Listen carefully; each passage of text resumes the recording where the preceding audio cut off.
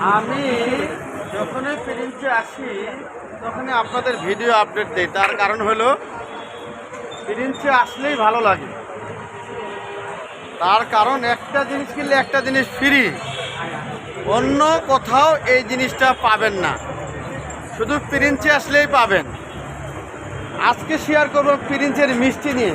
আসেন, আজকের প্রিন্সের মিষ্টিগুলো দেখছেন, এত সুন্দর, যেমন সুন্দর তেমন খেতে অনেক টেস্টি। প্রিন্সে নেবেন মিষ্টি, দই, রসমালাই, এভরিথিং, এবং বাজার করবেন তাও এখানে পাবেন। সবাই প্রিন্স 13 নম্বর বিআরডিসির সামনে আসবেন। আল্লাহ হাফেজ।